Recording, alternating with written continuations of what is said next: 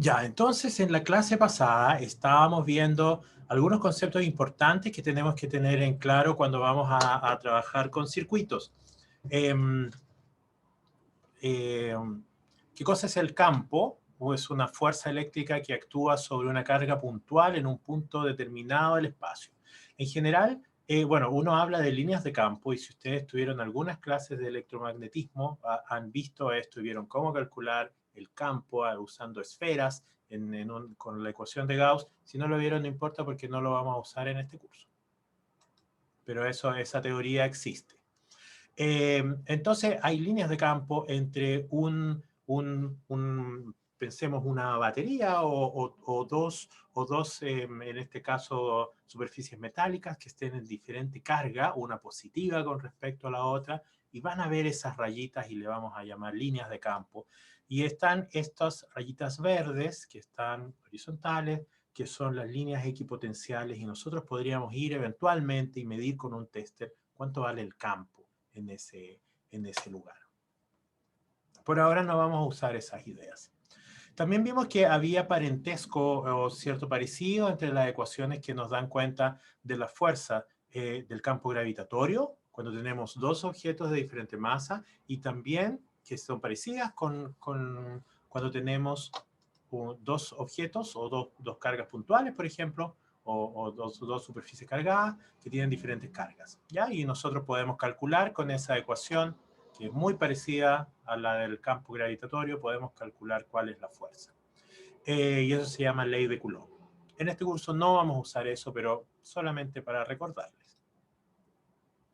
Ya, y vimos algo importante, que era que las cargas reaccionan al campo eléctrico. Y eso parece obvio, pero no es nada, nada, nada, nada de obvio. Y entonces tenemos que tener siempre en la cabeza eso.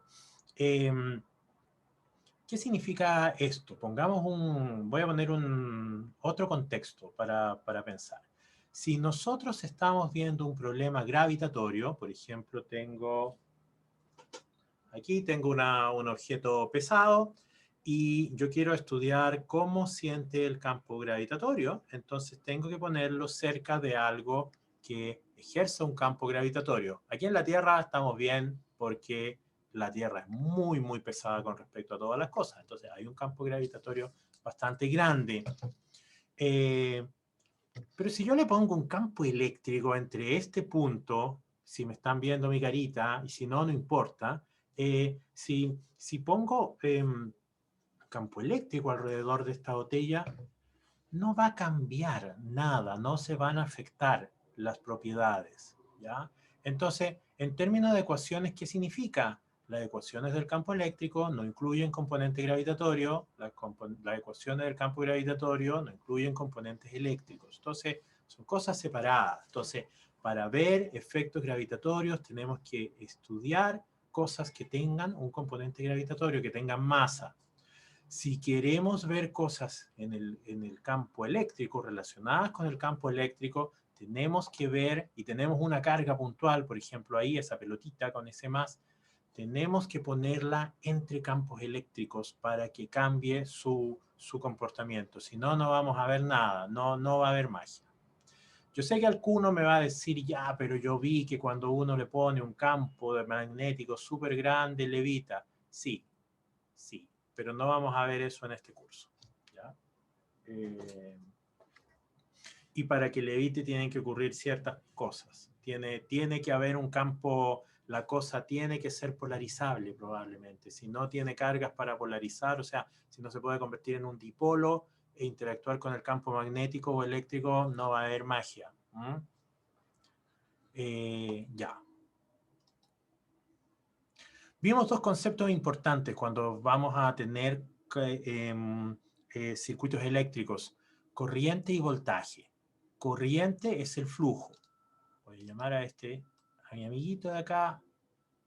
Entonces, la corriente se define como el flujo de Q a de T, el cambio en número de cargas por unidad de tiempo. Eso es la corriente.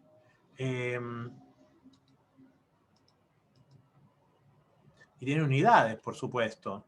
Las unidades son los amperes. Aquí está, amperes. Y 1 ampere es 1 coulomb, coulomb es la unidad de la carga, sobre segundo. Es flujo. Sin embargo, voltaje no es flujo, voltaje es energía. Es energía. Entonces, a mayor energía, probablemente vamos a tener mayor flujo. De hecho, vamos a ver que en una resistencia eso es así. Y eso es exactamente lo que pasa aquí. En este caso de aquí, estoy mostrando el hoyito que está más cerca al final de la columna de agua. La energía está dada por la altura de la columna de agua. Poca energía, entonces el flujo es relativamente bajo y hay un flujo, pueden ver, sale agüita y cae muy cerca de las patitas del receptáculo. Sin embargo, en el caso de abajo, la altura de la columna de agua es mucho más grande. Entonces la energía, en este caso, la energía potencial es más grande. Como hay mayor energía, va a haber mayor flujo y ese mayor flujo va a hacer que salga el chorrito de agua y llegue mucho, mucho más lejos. La misma idea con los circuitos eléctricos y con estos conceptos de voltaje y corriente. Van a estar relacionados entre sí, al menos en este curso, y van a estar relacionados en los circuitos que vamos a ver en este curso. Y no son sinónimos bajo ninguna circunstancia. Vimos el primer elemento de un circuito, porque un circuito tiene que haber una diferencia de potencial eléctrico, tiene que haber una energía, si ustedes lo quieren ver así, que mueva las cosas, las cargas en este caso, y eso está dado por la batería. Entonces la batería, recordamos, o si no lo recordamos, vimos que era una celda eléctrica en la cual había una reacción de óxido-reducción y en uno de los pasos se producen electrones y esos electrones son los que se mueven a través de ese circuito y uno puede usar esos electrones para algo, por ejemplo, para generar fotones y generar luz en este caso. Ya, y entonces, ¿cómo yo dibujo las baterías? Yo le mostré una batería, una pila que andaba volando por ahí, ya no sé dónde está. Podemos poner las baterías o pilas en serie, como en el caso de la izquierda, están todas en serie y está, aquí es el polo positivo y está tocando al polo negativo, pero también las podemos poner en paralelo. Entonces, si las ponemos en serie, el voltaje se suma. Fácil y bonito. Si las ponemos en paralelo, ocurre algo que el voltaje no se suma, porque el voltaje, déjenme llamar a este, el voltaje en este punto, imagínense que aquí tiene unas baterías, que tienen unos alambres y están soldados entre sí. El voltaje en este punto va a ser igual al voltaje en este punto y va a ser igual al voltaje en ese punto y obviamente va a ser igual al voltaje en este punto porque hay un cable y ese cable va a ser equipotencial, va a estar todo al mismo voltaje. Por supuesto también va a ser igual al voltaje en ese punto, obviamente. Entonces ahora voy a llamar al color y si esto funciona, porque obviamente a veces no funciona, entonces ahora le voy a poner otro color. Y el voltaje en este punto va a ser igual al voltaje en este punto. ¿Por qué? Porque no hay nada, hay un fierro nada más y en este caso vamos a pensar que el fierro o el alambrito tiene resistencia cero, que hace algo razonable. Si estuviéramos haciendo un colisionador de hadrones, probablemente no sería verdad, pero como estamos haciendo circuitos relativamente simples, entonces es verdad. Entonces, a un lado vamos a tener 1.5 volts de diferencia con el lado de abajo. Pero ¿cuál es la diferencia de este circuito? ¿Cuál es la gracia? La gracia es que ahora, si ustedes piensan, van a salir más electrones porque vamos a tener esta fuente de electrones aquí, esta batería, esta otra y esta otra. Entonces va a haber más corriente, finalmente. Este circuito va a generar más corriente. Y hay casos en los que uno necesita generar más corriente. Y ustedes han escuchado, o incluso se han escuchado a sí mismos, decir, es que necesita más corriente. Porque necesita más corriente para que funcione el motor, para que prenda la luz, para que se cargue el condensador, etcétera, etcétera. Ahí está. También uno puede hacer esta cosa mixta, pero eso no lo vamos a ver mucho. Bueno, vimos cómo era una batería, esto era básicamente lo mismo. conocimos este concepto que es la referencia o la tierra. Entonces la tierra es muy importante porque yo voy a medir voltaje. Aquí este es un tester que mide voltaje, es el instrumento de medición, pero en verdad no mide voltaje.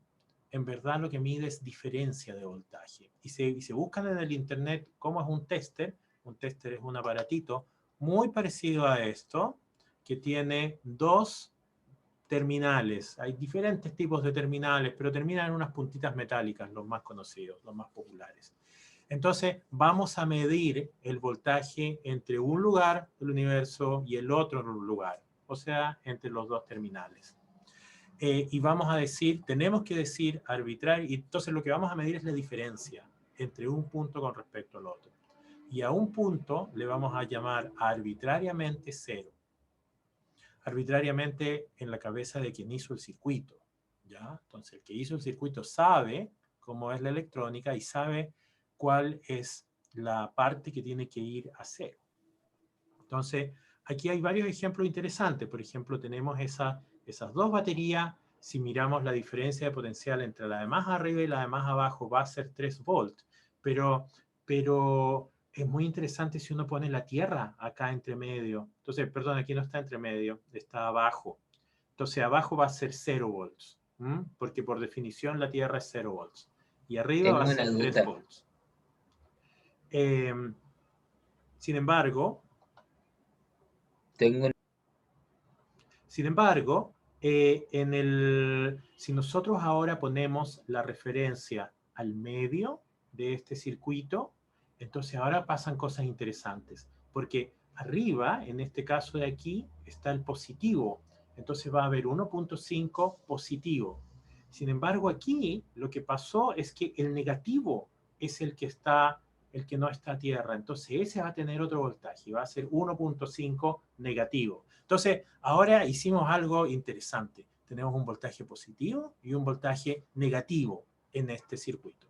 Pero la diferencia total es 3. Vicente parece que tenía una pregunta. Sí, se me ocurrió una duda en relación a la que es corriente, a la que es la parte de tierra. ¿Qué pasa si se aplica en un circuito paralelo? Vamos a ver eso en algún momento. Yo creo que hacia el final de la clase. Bueno, Ya.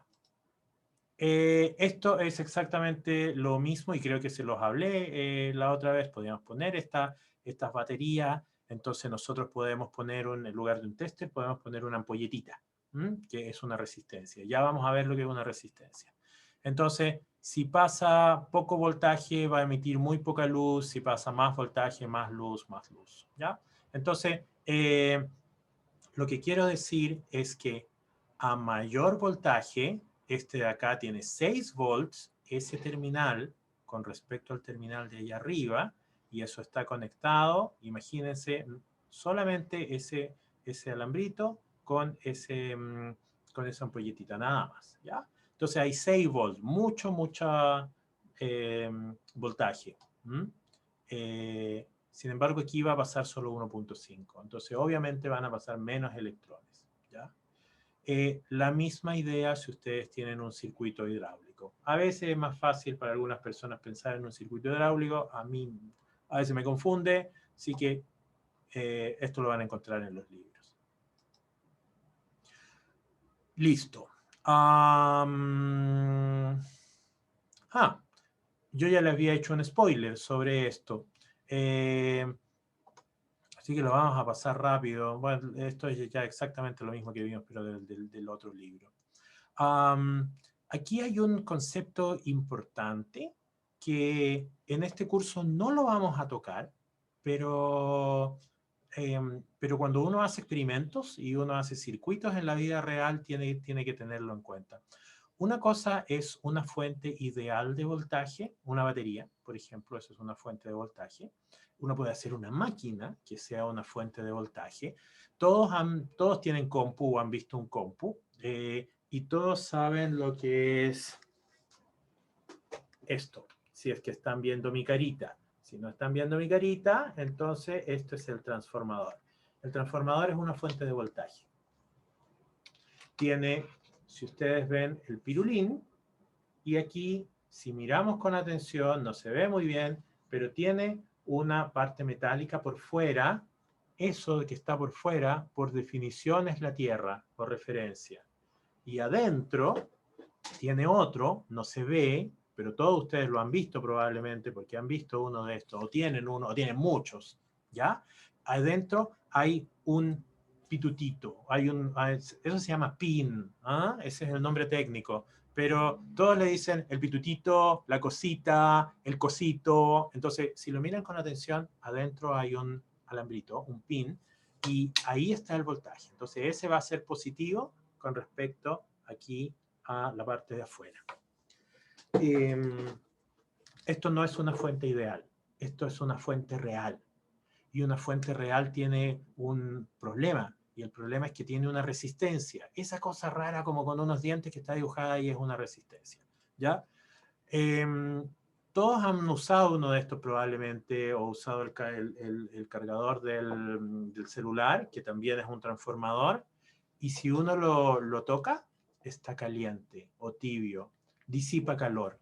Entonces, parte del voltaje, parte de la energía se transforma en calor. Y ese es un problema, porque es ineficiente.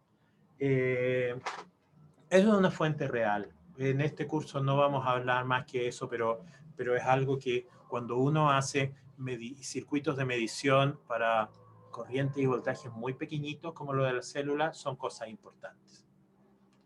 Pero no nos va a importar mucho. Aquí yo les puse, uno de los PDF que yo les puse en el Moodle. Yo les puse acá varios circuitos, no importa lo que son, no importa en este momento lo que son cada componente ni para qué sirve. Lo que importa es las formas en que yo puedo usar los componentes eléctricos. Entonces, este es un circuito muy básico, aquí arriba a la izquierda, tiene dos baterías en serie, eso es una fuente de poder que tiene un positivo y un negativo. Aquí dice 0 volt, esa es la tierra o referencia, el que hizo el dibujo le dio flojera, no la puso. Y tiene solamente un elemento, ¿ya? Fome. Este de aquí abajo tiene 3 elementos, tiene 3 ampolletitas, las ampolletas son resistencias. Entonces este es un circuito que tiene elementos en serie. Pero también, como le preocupaba a Vicente hace un rato, puede haber circuitos que van a tener resistencias en paralelo. Y de hecho, cuando lleguemos a entender la célula la vamos a entender como un circuito que tiene elementos en paralelo. Entonces, estas son las formas en que nosotros vamos a tener estos circuitos. Este circuito de abajo a la derecha es un poco más complicado, ¿ya? Porque depende cómo uno lo mire, es lo que es. Entonces, si yo miro solamente lo que está arriba, parece que están en serie, pero si yo miro, perdón, voy a traer este que tiene la lucecita y el color. Perdón, bórrate porque lo hice mal. ¿Cómo le digo que lo borre? Ya. Si yo miro esta parte, si yo miro esa parte, esos dos elementos están en paralelo, no están en serie, están en paralelo. ¿Por qué están en paralelo? Maldición.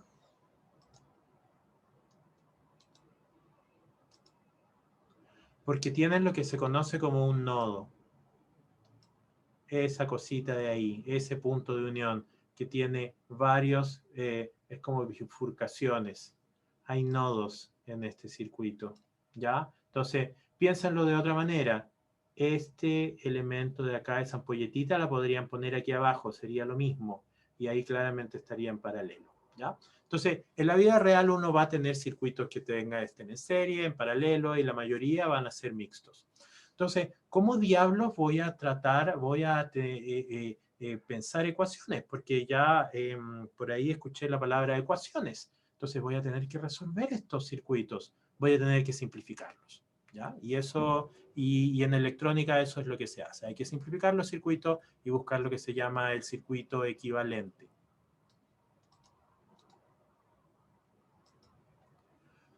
No sé si le mostré este mono antes, parece que sí. Hay un montón de elementos, no vamos a ver todos, pero hay un montón de elementos en electrónica. Para algunos les va a sonar familiar resistencia, eso es como lo típico. Transformadores también son elementos. Aquí están, si ven mi mouse, ahí hay un transformador. Hay otros elementos como condensadores, hay fuentes de poder aquí arriba, el cargador del celu es una fuente de poder, hay diversos tipos de fuentes de poder y no vamos a entrar en eso, hay elementos de medición, hay un montón de otras cosas, circuitos integrados, la revolución de la electrónica ocurrió en los 50 con la invención de los transistores y no vamos a hablar de transistores, antes yo hablaba, pero era una lata, es complicado y al final no lo usamos. Así que no voy a hablar de transistores. Si a alguien en algún momento le interesa, podremos hablar de eso. Pero todavía nos queda un poco para llegar a eso. Cuando terminemos de ver los circuitos RC, ahí quizás alguien pueda preguntar qué son los transistores. Son unas cosas muy importantes en electrónica. Estos son algunos de los símbolos que nos van a aparecer cuando nosotros pensemos en circuitos. Ya hay algunos que hemos visto, la batería. Estos son baterías en serie. Ya hasta aquí estamos bien. Esa cosa de ahí es más o menos intuitivo, es un switch. Cierro el circuito y pasa la corriente, abro el circuito y se acaba todo. El condensador lo vamos a ver entre esta clase, probablemente la próxima clase. Estos dos de acá son instrumentos de medición. Y los instrumentos de medición son fundamentales para la electrónica, pero también van a ser fundamentales para este curso. Porque cuando tratamos de ir con nuestros conocimientos de electrónica a entender una célula, nos vamos a dar cuenta que estos no sirven. Entonces va a haber que inventar instrumentos de medición. Y eso es algo importantísimo que uno lo tiene que tener en cuenta en una carrera como bioquímica. A veces podemos hacer la medición y a veces no se puede. Entonces, si no se puede, quizás hay que hacer un aparato que pueda hacer la medición. Quizás hay que hacer un software que ayude en algo, pero hay cosas en las que hay que hacer aparatos. Aquí a la derecha está la Tierra, este triangulito lo vamos a ver después si se llama amplificador operacional, y lo que vamos a ver ahora son resistencias. Ya hemos visto baterías, ya entendimos más o menos para qué sirven, y ahora hay que hacer un circuito y hay que ponerle resistencia. Y la resistencia ya vamos a ver que se pueden poner en serie o en paralelo. Entonces, para que ¿qué tiene que ver todo esto de los circuitos, que no entiendo nada, con la célula? Porque parece que en biología celular todo era más o menos entendible. Y había una membrana, y habían unos iones, y los iones se movían de un lado para otro. Bueno, spoiler alert, cada uno de los iones tiene una batería asociada, ¿ya? Las concentraciones de los iones son diferentes, adentro y afuera de la célula. Esto lo vamos a ver con más detalle después. Esto es un spoiler nada más. Entonces, va a haber diferentes concentraciones de iones y eso va a imponer una diferente energía eléctrica, si lo quieren llamar. Nunca lo vamos a llamar con ese nombre porque tiene un nombre muy específico. Driving Force es su nombre. Hay una batería asociada a cada ion. Y en nuestras células, hay proteínas que son selectivas, muy selectivas algunas, no tan selectivas otras, a estos iones. Entonces tenemos iones selectivos a potasio, canales selectivos al ion potasio, canales selectivos al ion sodio, al ion cloruro y un montón de otros iones más. ¿Hacia dónde vamos a llegar? En algún momento vamos a entender a la célula de esta manera, como un circuito. Y aquí no importa muy bien, no importa cómo esto en este momento no importa, esto es el spoiler. A veces es bueno contar el final de la historia para saber hacia dónde vamos a ir. Hacia esto es lo que vamos a ir. Entender por qué hay una batería para ese ion y hay una resistencia para ese ion. Spoiler, la resistencia son los canales y transportadores. La batería está dado por el gradiente electroquímico de esos iones. hay un condensador y eso es sumamente importante y lo vamos a ver con detalle en algún momento.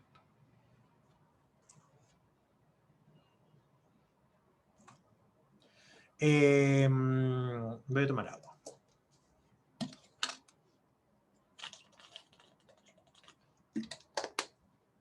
Ya. Aquí el pulpito está mirando, vino a visitar, que yo esté pasando la materia y dice que estoy hablando mucho. Así que vamos a ir a apurar, más que apurar, avanzar. Un elemento fundamental en un circuito eléctrico es una resistencia. ¿Qué cosa es una resistencia? Es un elemento que limita el flujo de corriente, o el flujo más bien. La corriente es un flujo. Y eso está escrito aquí arriba. Es un término que describe la reducción en el flujo. Eso es una resistencia. Nada más y nada menos. Vamos a ver si hay un ejemplo hidráulico en la siguiente diapositiva. Por supuesto que no hay. Déjeme buscar dónde está el ejemplo hidráulico.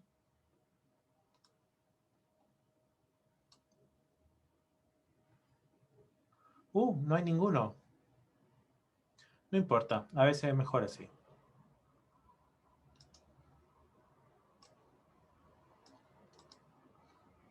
Ya, entonces, las resistencias son elementos que van a limitar el flujo de corriente.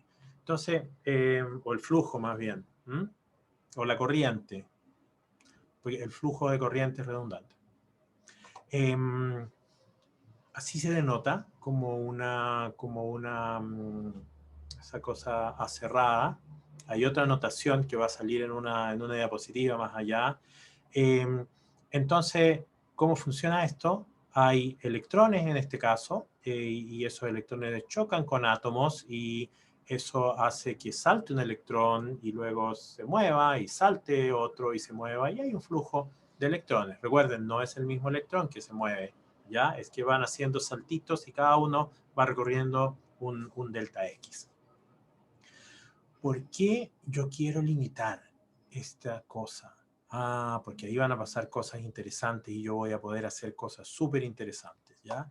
En una resistencia, la resistencia, vamos a ver unas fotitos, las resistencias están hechos de partículas de carbono, son elementos con diferentes propiedades de proporciones, perdón, de carbono.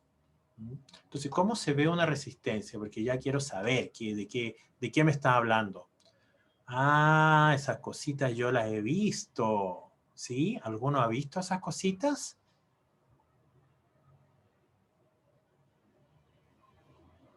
Sí, profe. No. No, creo que no.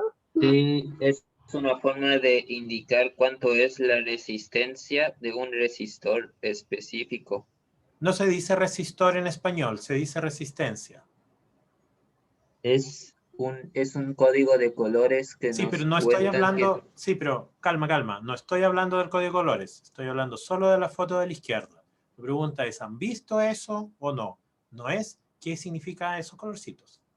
¿Ya? Sí, Entonces, profe. si ustedes han Sí. visto, por ejemplo, yo cuando era chico y abría los autitos de juguete, en los autitos de juguete habían esas cosas, ¿ya? Y luego alguna vez se rompió el walkie-talkie que me regalaron y también había esas cosas. Y luego se rompió el personal estéreo. Ahora que lo pienso, parece que no se rompían, parece que yo los abría. Entonces, estos son elementos muy comunes que uno ve en los circuitos eléctricos. Vamos a volver al código de colores rápidamente después. Entonces, así se ve una resistencia. Así se denota con esa cosa cerrada o como un rectangulito. Entonces, son elementos que impiden el paso de la corriente. Imagínense que esto es un cilindro. Es un cilindro. Entonces, ustedes tienen un cilindro y la resistencia va a estar dada por la resistividad, que es esta cosa, eso es ρ, no es una P. Aquí yo me equivoqué, no es una P, eso es ρ. Da lo mismo. La resistividad del metal, que es una constante, del material, perdón, la longitud y el área. Y eso tiene mucho sentido, ¿cierto? Porque si yo tengo, imagínense una cosa hidráulica, si yo tengo una piscina muy grande de agua, y le voy a poner, quiero sacar el agua de ahí, le voy a poner un tubo para sacarlo. Entonces, si yo le pongo un tubo muy angostito, de un diámetro muy pequeño, no va a salir nunca el agua. Si yo le pongo uno de esos tubos de desagüe, que probablemente ustedes han visto, oh, eso tiene una resistencia muy baja, porque tiene un área muy alta. Se dan cuenta que la resistencia y el área son inversamente proporcionales. Entonces, a mayor área, menor resistencia. Entonces, si yo le pongo un tubo de desagüe así de 10 centímetros a mi piscina, se va a vaciar mucho más rápido que si le pongo un tubo de 1 milímetro de área. Lo mismo con la longitud. Si yo le pongo un tubo muy largo, va a tener que pasar toda el agua por toda esa longitud del tubo y eso va a ser lento. Sin embargo, si es cortito, entonces va a pasar rápidamente por ahí. Y por supuesto, tiene que ver con la resistividad del material. Si hay mucha resistividad, va a haber mucha resistencia, va a ser difícil. Si hay muy poca resistividad, vamos a pasar rápidamente por ahí.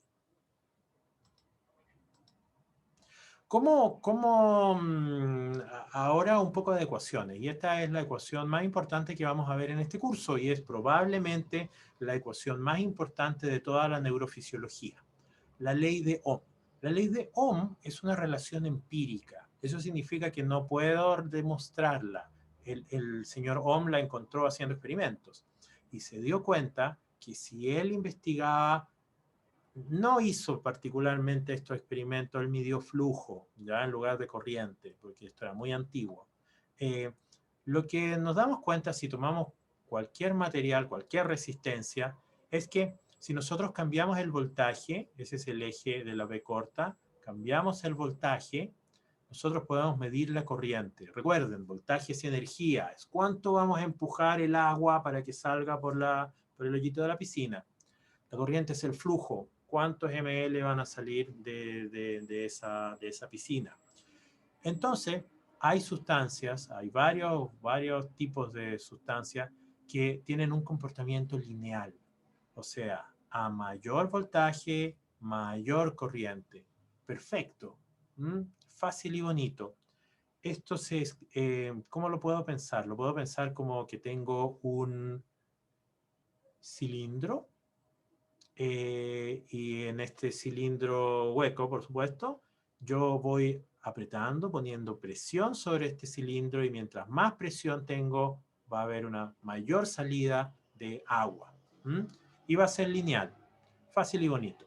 Si yo voy para el otro lado, ahora me voy desde cero hacia la izquierda, voltaje negativo, va a haber flujo. Fíjense, la corriente cambió de signo.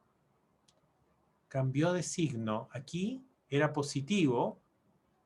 Sin embargo, desde el cero, que si yo voy caminando por el voltaje, síganme por aquí sigan mi lapicito, estoy en un voltaje alto, tengo corriente positiva, voy bajando, sigue siendo positiva, es menor, bueno, y cuando aquí es cero, no hay flujo, ok, y cuando el voltaje es negativo, la corriente ahora es negativa. ¿Qué significa corriente negativa? Y esto es algo que hay que probablemente anotar en el cuaderno, o en la servilleta, o en cualquier papel que tengan a mano, porque esto es importante, también en el notepad o lo que sea. El signo de la corriente es la dirección del flujo. Entonces, positiva, corriente positiva, voy en una dirección. Corriente negativa, voy en otra dirección. Porque recuerden, la corriente es flujo. Entonces la corriente puede tener dirección. Puede ir para arriba, suponiendo que esta es la dirección, puede ir para arriba o puede ir para abajo. Entonces, corriente positiva, flujo hacia un lado, corriente negativa, flujo en dirección contraria. Ya, pero resulta que no todas las sustancias cumplen la ley de Ohm. Y en unas clases más, cuando vayamos a ver qué pasa en una célula, nos vamos a dar cuenta y nos vamos a agarrar la cabeza porque parece que la célula no cumple la ley de Ohm. Y ahí vamos a tener que poner un poco de, vamos a tener que pensar, a ver qué cumple o no cumple. Uy, ahí apareció algo inesperado. Oh, Vicente, tiene la mano levantada. Cuando dice una excepción a esta ley, quiere decir algo como, por ejemplo, que sin resistencia la corriente está aumentando, pero el voltaje está disminuyendo o permaneciendo igual. No, porque siempre tiene que haber una resistencia. No puede no haber una resistencia. Incluso el alambre tiene resistencia. Así que siempre va a haber una resistencia. Violación significa que no cumple esa ecuación. Y tú haces el experimento y no te da una línea recta. Te da otra cosa. Voy a hacer un dibujo de cómo puede dar, porque es como raro. ¿Cómo da? Si no, ¿qué otras formas puede dar? ¿Da una sinusoidal? No, una sinusoidal. Voy a poner un color diferente al que está ahí. Y lo que ocurre habitualmente es esto. Entonces, es una línea recta en un cierto rango de voltaje, pero en el otro rango de voltaje no es una línea recta. Entonces, en este sector, a voltajes negativos, donde se está moviendo mi lapicito, ahí no cumple la ley de Ohm. Es básicamente, la corriente es básicamente cero o es constante, ¿ya? Esa sería una violación, no sigue la ecuación. Entonces, esos puntos experimentales no lo puede ajustar a esa ecuación. Ya, algo interesante. Algo interesante. Resulta que yo escribí V igual a I por R en esa ecuación. ¿Cuál es la pendiente en ese gráfico? Tendré que reescribir el gráfico, perdón, reescribir la ecuación. Respuesta corta, sí. ¿Ya? ¿Por qué? La variable dependiente es la que yo manejo, es V, el voltaje. La variable independiente es la que yo estoy midiendo, esto por definición, y lo tienen que haber escuchado, y si no, pongan atención y recuerden. Entonces, la variable dependiente suele ir al lado derecho de los signos iguales. O sea, V corta tiene que ir al lado derecho del igual. Ups, no está al lado derecho. Hay que reordenar la ecuación, pues veamos qué pasa, porque esto es interesante. Entonces tengo aquí la ecuación V igual I por R, ahora la voy a reordenar y voy a pasar la R para el otro lado. Y cambié un poco la ecuación, di vuelta todo y entonces ahora I es igual a V sobre R. Es lo mismo que la ecuación de arriba, se pueden dar cuenta. Lo único que hice fue que dejé el I solo y lo puse a la izquierda. Eso se parece, a ver, ahí, eso se parece a la línea roja. Se parece a la línea roja. Uy.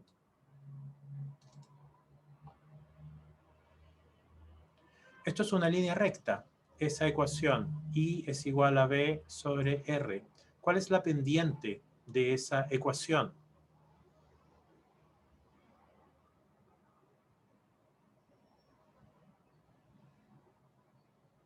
Aquí había que pensar. Yo tomaré agua y el pulpo también. ¿Cuál es la pendiente? Estoy cambiando V y estoy midiendo I. ¿Cuál es la pendiente? ¿Es R?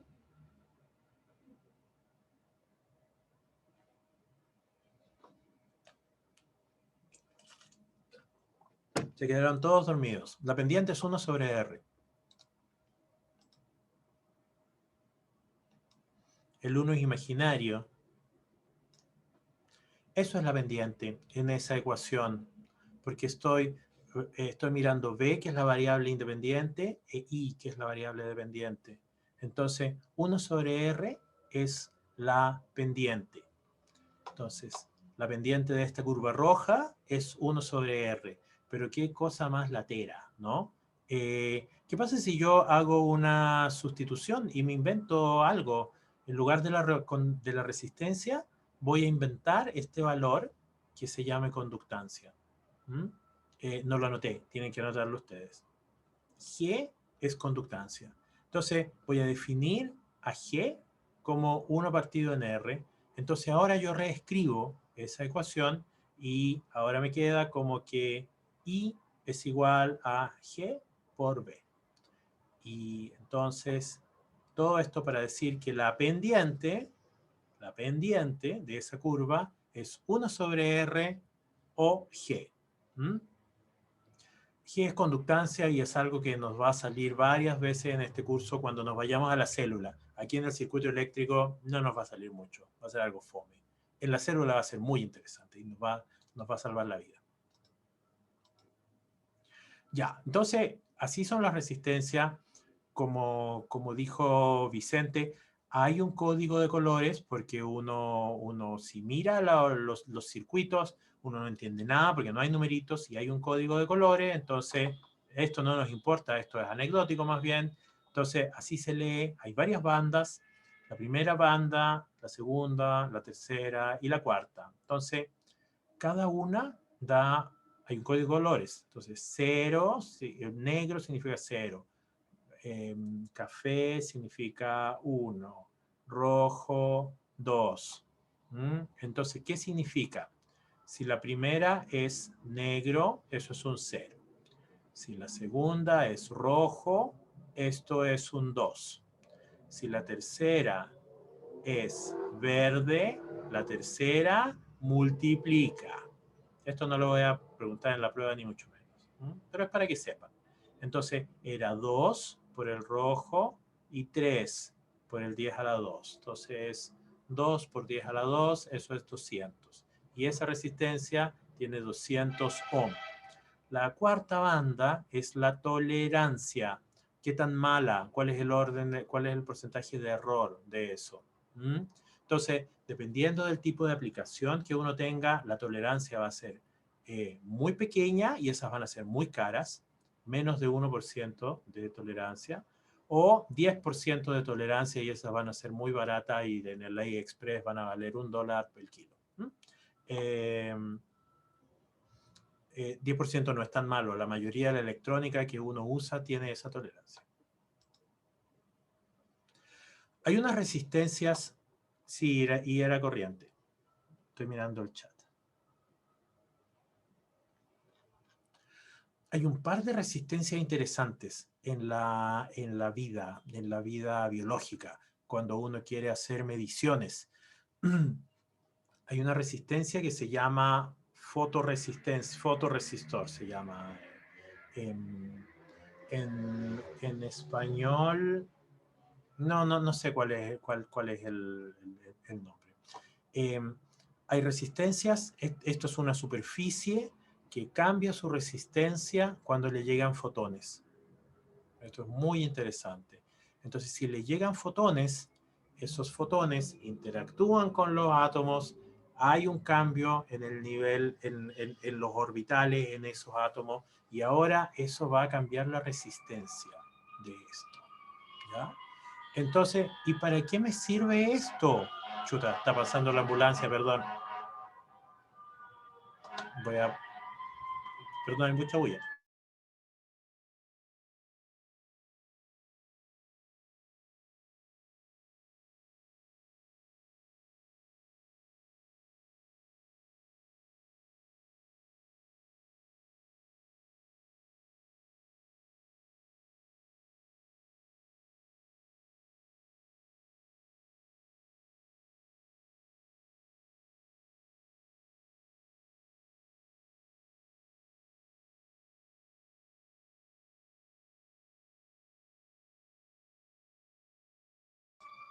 Ya, eran los bomberos y pasan justo afuera de mi ventana. Entonces tuve que apagar el coso. Es importante eso porque la otra vez estaban aquí en el edificio los bomberos y era que alguien hizo una carne y se quemó la carne y otro alguien empezó a llamar al guardia y el guardia se asustó y empezó a llamar a todos los departamentos de este lado del edificio. y llegaron los bomberos y por supuesto la carne quemada, ¿no? Típico. La fotoresistencia es algo súper interesante porque resulta que cambia el valor de la resistencia con la luminosidad. Entonces, lo que se hace es que se usa esto para hacer detectores de proximidad. Por ejemplo, uno puede eliminar, por ejemplo, cambiar la luminosidad del día, puede cambiar la resistencia de eso y puede que ahora pase más corriente y se active algo en el circuito y se prenda una luz, se apague una luz, se prenda una puerta, etcétera. Uno puede detectar fotones que vienen de una reacción química, eso es bastante más interesante, o uno puede detectar qué tan cerca está algo, es por un sensor de proximidad. Ustedes han visto algunas alarmas o algunas luces que uno le pone la mano cerca y pasa algo. Bueno, usan este tipo de elementos. Hay otro elemento que ahora ya no se usa mucho, que se llama, bueno, se usa para cosas, pero en la calle ya no se usa. Se llama termistor. Es una resistencia que cambia su valor de resistencia con la temperatura. Entonces, si alguno de ustedes ha tenido la suerte o mala suerte de estar hospitalizado o en la urgencia o ha estado al lado de alguien, ha visto probablemente que le ponen múltiples sensores, bueno, dependiendo del caso, ¿no? Pero una de las cosas que se mide habitualmente es la presión, eso es como lo primero, ¿no? La presión y la temperatura. Y claro, pueden venir y ponerte un termómetro, pero también a veces hay sensores de temperatura, entonces uno puede monitorear la temperatura y eso es, físicamente es una resistencia que cambia su valor de resistencia con la temperatura. Eso significa que al cambiar la temperatura va a cambiar el flujo de corriente y luego nosotros podemos detectar eso y podemos calibrarlo y así es como se mide la temperatura si ustedes quieren ir y medir la temperatura del agua del polo sur, entonces tienen, bueno, en el polo sur no hay agua, es tierra, ¿no? Pero si van al polo norte, hacen un hoyo, y porque eso sí es agua congelada, y hacen un hoyo muy profundo, y ahí luego meten la cosita, el coso, el termistor, y pueden medir la temperatura. Ahora todos han visto que tiene esas pistolitas blancas y amarillas que cuando van al supermercado le pinchan y mide la temperatura, da un número y se equivocan y te dice 33 grados, no puede tener 33 grados, y lo dejan pasar a uno. Eso está basado también probablemente en un fotoresistor, sí. Porque dependiendo de la cantidad de fotones que se devuelven, va a cambiar la resistencia, va a cambiar la corriente y eso es lo que vamos a detectar. Los infrarrojos, sí, porque dispara un haz infrarrojo, entonces tiene filtros infrarrojos y deja pasar la vuelta, el reflejo del infrarrojo. Sí. Que ustedes han visto que ahí le disparan la pistolita y da lo mismo, lo dejan pasar igual, da lo mismo, ¿no? Lo que pasa es que nadie le dijo, parece a la subsecretaria Daza y a todos esos personajes, que cuando uno mide la temperatura de la piel no es igual a la temperatura del cuerpo, adentro del cuerpo. Interesante. Cuando le miden la temperatura a ustedes, le miden la temperatura en la lengua, habitualmente, abajo de la lengua. Ahí no hay muy poca, hay epitelio, pero no hay piel como esta que yo me estoy tocando. Entonces, ahí en la lengua estamos mucho más cerca de los vasos sanguíneos y ahí sí está la temperatura verdadera.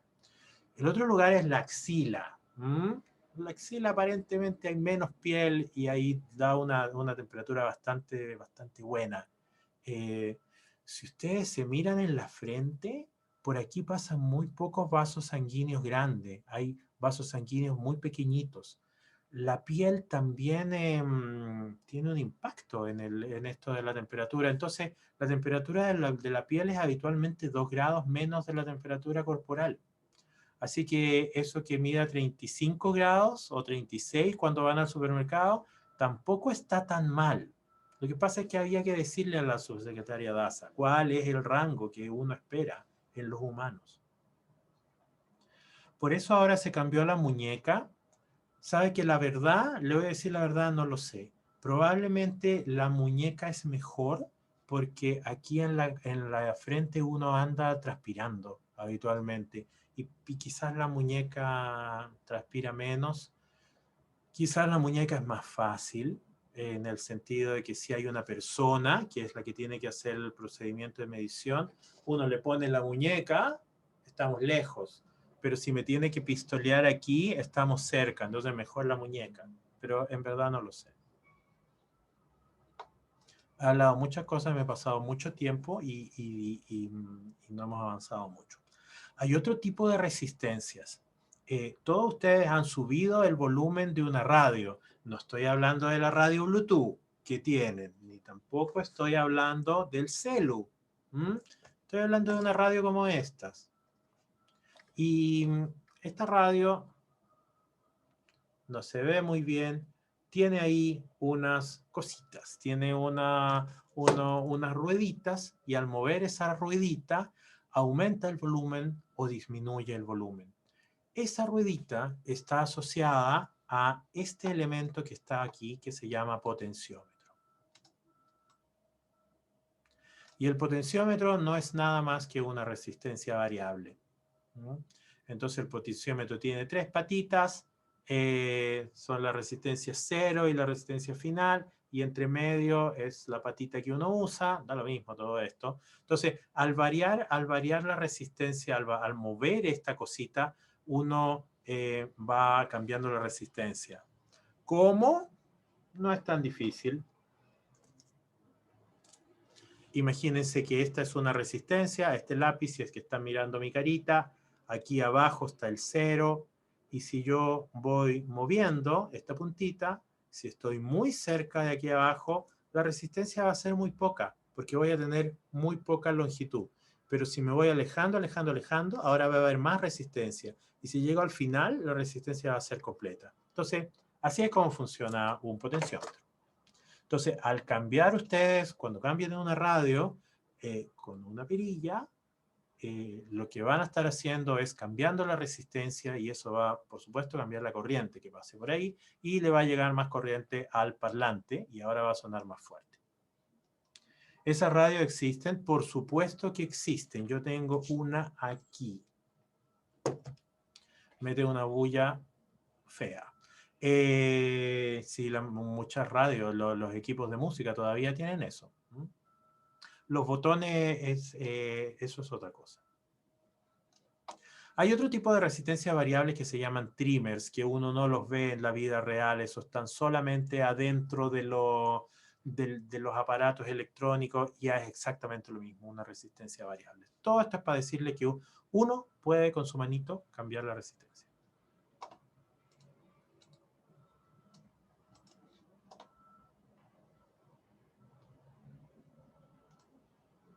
Estoy mirando, ¿ah? Aquí había un ejemplo hidráulico de esto de la resistencia. Entonces, aquí a la izquierda está el ejemplo eléctrico. Tengo una batería, el polo negativo, el polo positivo, y aquí tengo mi resistencia porque esas rayitas son los códigos de colores.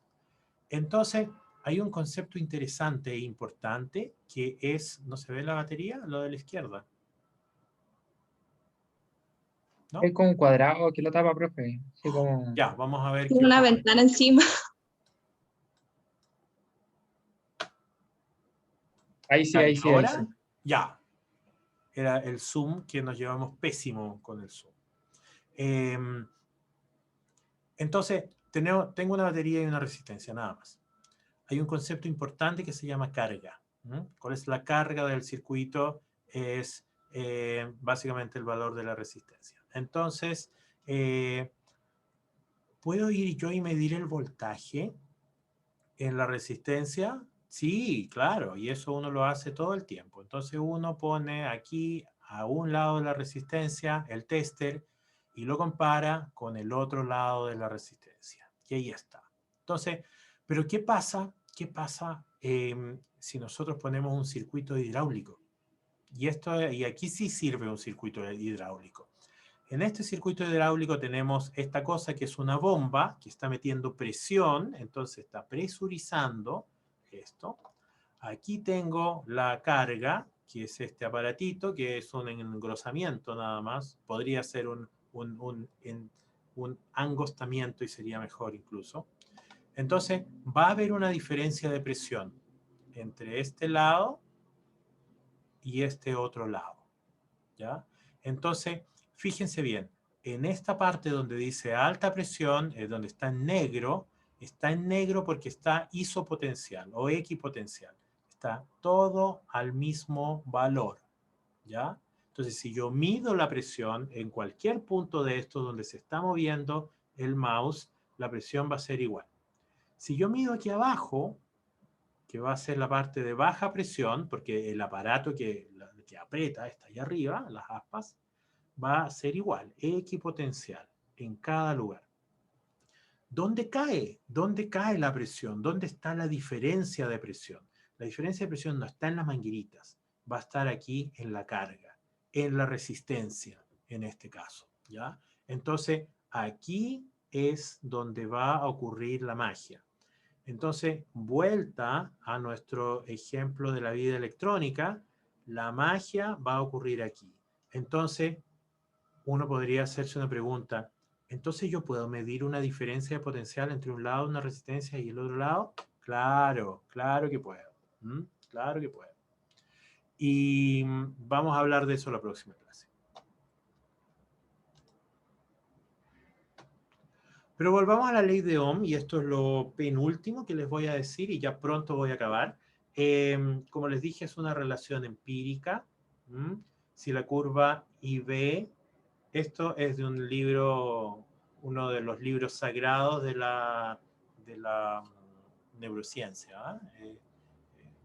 Entonces, y es antiguo, entonces en lugar de B, al autor le gustaba la E. Es lo mismo, lo van a encontrar en libros, esto, que E es lo mismo que B. Si la curva es lineal, entonces la resistencia es óhmica. La pendiente de la curva es 1 sobre R. Y resulta que ahora tengo otra resistencia y que tiene esa curva número 2. ¿Esa curva número 2 tiene mayor resistencia o menor resistencia? Piensen. ¿Tiene mayor pendiente? ¿Eso es mayor resistencia o es menor resistencia? Menor resistencia debería ser. Menor resistencia, porque la pendiente es 1 sobre R. ¿Cierto? Entonces, si es mayor la pendiente, es menor la resistencia. Y 1 sobre R le llamamos conductancia en una diapositiva. Entonces, la curva 2 representa menor resistencia, mayor conductancia. Lo mismo con la curva 3. Este es un gráfico de una resistencia que es óhmica en un cierto rango, pero luego de cierto rango, miren lo que pasa con esa curva, se aplana. Ahí ya no es óhmica. Entonces, esta es una resistencia que no es óhmica. No sigue una ley, una línea recta. Y vamos a ver que la célula en ciertas circunstancias va a hacer eso.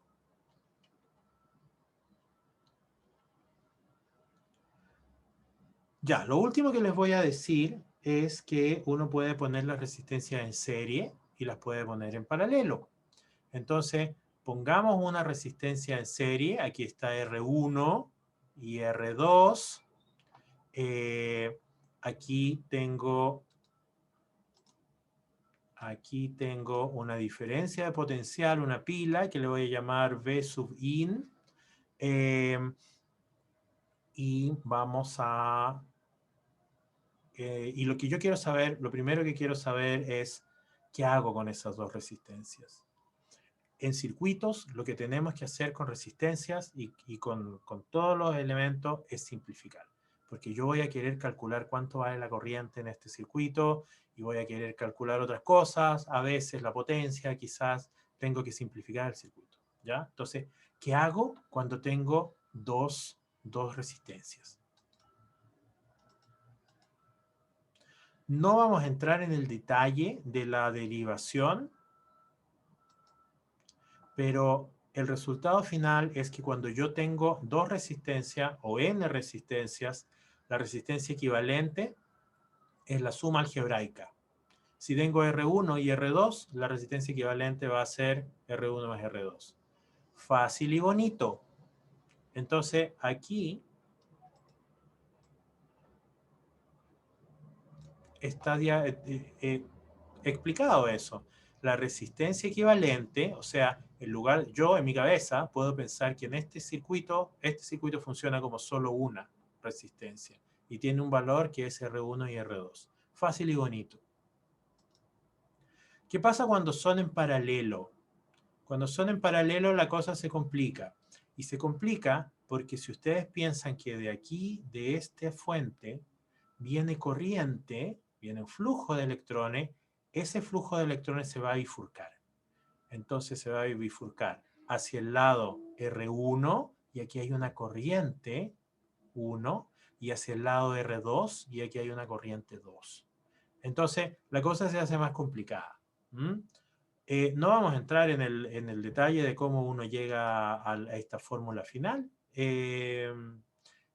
Alguna vez lo hicimos, en verdad no vale la pena. 1 sobre la resistencia equivalente es 1 sobre R1 más 1 sobre R2 más 1 sobre Rn. Así es como uno calcularía la resistencia equivalente en un circuito en paralelo. Spoiler, la célula tiene resistencias en paralelo, que son los canales iónicos, las vías de conducción de iones. Si ustedes piensan que está en la membrana plasmática, tiene estos canales, ¿no? Entonces, hay canales que dejan pasar solo un ion y hay otros canales que dejan pasar solo otro ion, y esas vías de conducción son paralelas. Entonces, en la célula hay resistencias en paralelo. Vamos a dejarlo hasta acá, porque en la siguiente clase ya vamos a calcular un poco de cuánto es la corriente del circuito y ahí quizás ya podamos ver los ejercicios que están en la guía famosa. Así que hoy no vamos a tener sesión de ejercicio. No les voy a hacer clase en esa sesión de ejercicio porque no. Y nos vemos el jueves. Preguntas. Entonces, lo que yo les voy a contar el jueves es que vamos hay una ley, hay un par de leyes que se llaman leyes de Kirchhoff que nos permiten operar en circuitos. Y vamos a operar en un circuito un par de circuitos muy simple. Y lo que vamos a querer calcular en estos circuitos, lo voy a mostrar un circuito. No, ese que feo. Estoy buscando otro. Lo que queremos calcular en ese circuito es la corriente. ¿Cuánta corriente? Porque hemos hablado de la corriente y hemos hablado de la resistencia, pero no hemos calculado nada. ¿Ya? Entonces, en la clase que sigue vamos a calcular cuánta corriente pasa, cuál es el voltaje en ese punto, y esas son cosas que nos van a importar, porque finalmente lo que vamos a llegar, la próxima clase espero, si es que no hablo tanta cabeza de pescado, es tratar de llegar a un circuito análogo a una célula de verdad, ¿ya? Y ahí van a pasar cosas súper interesantes en ese circuito. Entonces eso vamos a ver la siguiente clase. Y si tenemos tiempo, y si yo no hablo tanta cabeza de pescado, vamos a tratar de entender cuál es el valor de la batería en la célula o en el circuito, en la célula más bien. Sí, Vicente tiene la mano levantada. Tengo una duda. ¿Por qué en un circuito siempre hay que asumir que la corriente va en sentido del reloj? Eso ya, no hemos llegado a eso, pero esa es una buena pregunta. Eso es por definición. Por convención se dijo que eso iba desde el polo, no es en el sentido del reloj, es desde el polo positivo por el circuito hasta el negativo. Habitualmente uno los escribe de tal manera que queda como un reloj, ya siguiendo el sentido del reloj, pero no siempre es así, ¿ya? Pero es desde el polo positivo hacia el negativo, y eso es por convención, ¿ya? Alguien arbitrariamente decidió que lo íbamos a hacer así y lo hacemos así. Acuérdate que los electrones van al revés. Los electrones van del negativo hacia el positivo, en el sentido opuesto.